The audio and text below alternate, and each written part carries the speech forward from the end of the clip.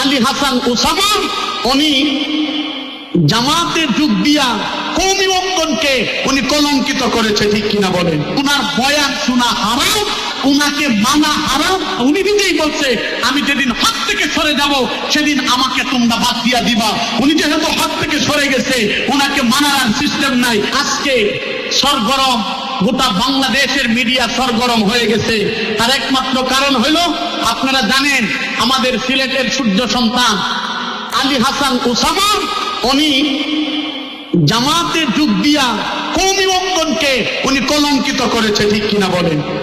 কওমির ভাই যারা আছেন, ও ভাই, উনি সারা জীবন গণতন্ত্রের বিরুদ্ধে বক্তব্য দিছে।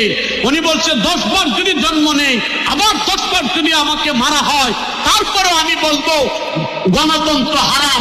শেষ পর্যন্ত উনি গণতন্ত্রের মধ্যে ঢুক দিছে।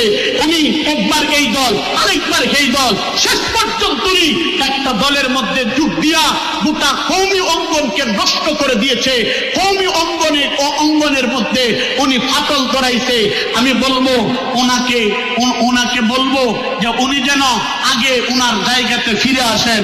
আল্লাহ যেন ওনার তৌফিক দান করেন, বলেন আমিন।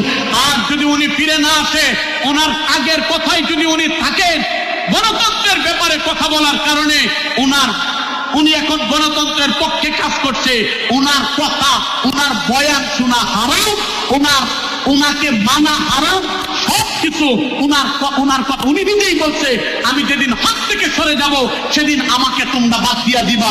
উনি যেহেতু হক থেকে সরে গেছে, ওনাকে মানার আর সিস্টেম নাই। আমি আলী আকবর গোটা বাংলাদেশে আমার কলিজার টুকরা, স্নেহের আমার শ্রদ্ধাভাজন বন্ধুবর বড় ভাই আলী হাসান ওসামা সাহেবের পক্ষে আমি বিগত কাজ করছি এবং আমি বয়ান করেছি। সোশ্যাল মিডিয়ার মধ্যে মিলিয়ন মিলিয়ন মানুষে দেখছে। আজকে আমি ঘোষণা দিলাম আমার ভাইয়ের ব্যাপারে, আলী হাসান ওসামার ব্যাপারে যে আমি আলোচনা করেছি, উনার পক্ষে যত আলোচনা করছি, আজ থেকে আমি এই আলোচনাগুলোকে প্রত্যাহার করলাম।